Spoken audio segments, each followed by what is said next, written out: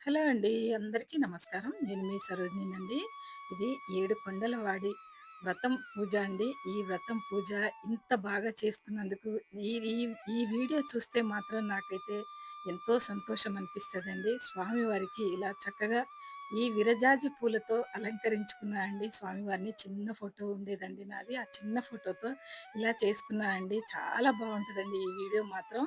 చలిమిడి పిండి నేను తడిపిండితో చేశానండి దీపాలు. చాలా బాగొస్తాయండి. చలిమిడి దీపాలు పెడితే మనకి చాలా మంచిదండి. తడిపిండితో, పొడిపిండితో చాలామంది పెడతారండి. కానీ, మనం తడిపిండితో మంచిగా అరటిపండేసుకొని, అందులో కొంచెం బెల్లం వేసుకొని, కొద్దిగా నీళ్లు పోయకూడదండి. పాలతోటే పిసుక్కోవాలి. ఎంత బావుంటాయంటే దీపాలండి.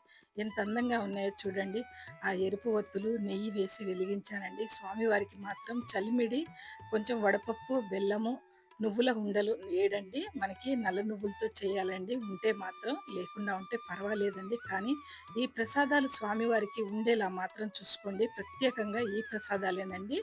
ఈ నువ్వుల ఉండలు, వడపప్పు, బెల్లపు పానకం అలాంటివి ఉండేలా చూసుకోండి. అదే దేవుడి ప్రసాదం అండి. ఫస్ట్ పెట్టేది మాత్రం మనం. తర్వాత కొబ్బరికాయ కొట్టుకోండి.